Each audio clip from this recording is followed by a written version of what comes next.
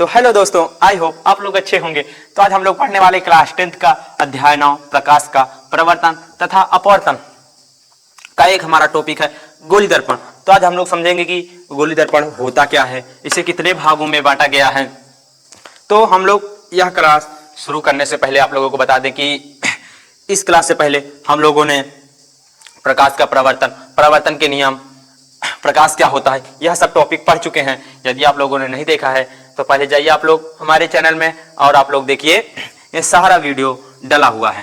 तो हम देर ना करते हुए आज का टॉपिक शुरू करते हैं। तो समझिए गोली दर्पण होता क्या है। गोली दर्पण किसी खोखले गोले का, गोली दर्पण किसी खोखले गोले का, बात समझिए, गोली दर्पण किसी खोखले गोले का एक कटा हुआ भाग होता है। क्या होता है? एक खोखले गोले का कटा हुआ भाग होता है। देखो ये जो ब्लू कलर से डॉट डॉट बन रहे, मान लो यहां से ये कटा हुआ है, यहां से कटा हुआ है और इस पे किसका पॉलिश चढ़ी होती है, और इस पे चढ़ी होती है पारा और चांदी की, पारा और चांदी की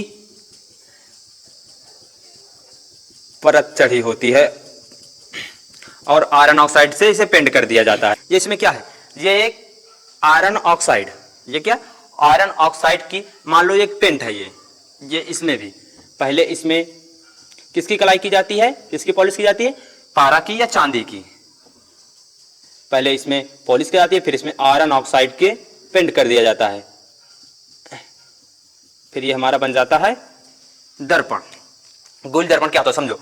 जैसे मान लो ये कोई एक खोखला गोला है, ये कोई खोखला गोला है, इसको हम यहाँ से काट दिए हैं, यहाँ से इतना भाग इतना काट लिए, मान लो इसे इतना साफ कर दें, बात समझो। हम ये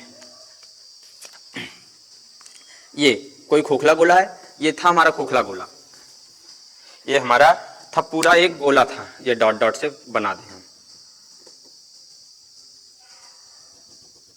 ये हमारा कोई एक गोला था, हम इतना काट के इसे अलग कर दिए हैं और इस साइड हम लोग पेंट कर दिए हैं और पारा या फिर चांदी से हम लोग इसे कलाई कर दिए हैं। तो हमारा ये कौन सा बना? ये हमारा बना अवतल दर्पण। देखो जब किसी बाहर की ओर जब हम कलाई या पेंट करते हैं तो ये हमारा क्या बनता है? ये बनता है हमारा अवतल दर्पण, ये हमारा बनता है अवतल दर्पण। बात समझो, जब हम अंदर की ओर कटे हुए भाग के हम अंदर की ओर, इसे भी हम लोग कर देते हैं डॉट डॉट की, आप लोग समझ पाए कि ये कोई पूरा गोला था जिससे एक छोटा सा भाग काटकर हम लोगों ने एक दर्पण बनाया है। कौन सा दर्पण है? गोली दर्पण। यदि हम लोग देखो हम इसमें बाहर की ओर करे हैं तो ये हुआ अवतल दर्पण।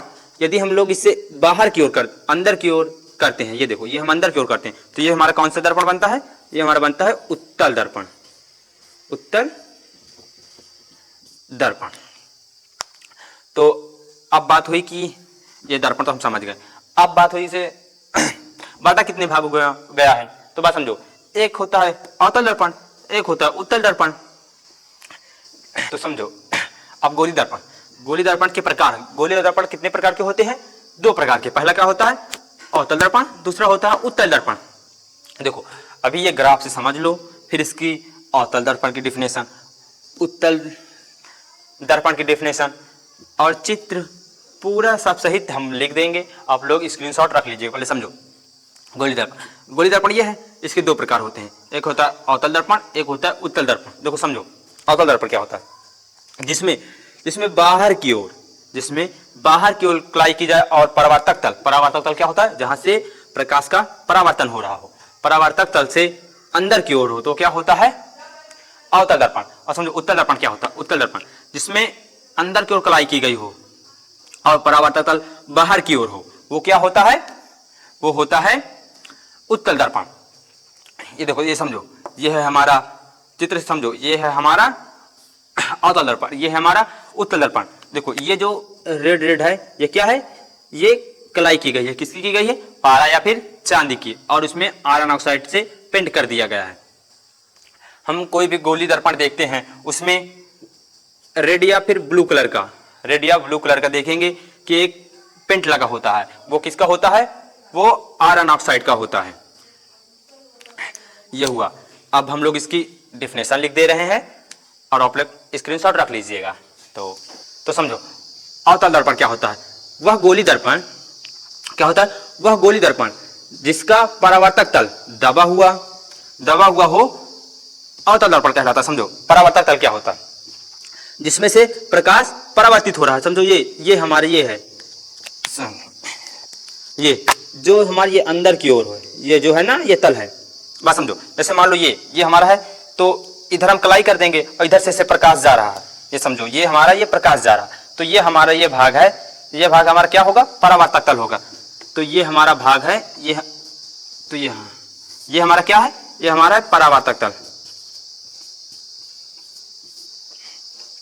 ये क्या है हमारा परावर्तक तल, ये हमारा हुआ परावर्तक तल।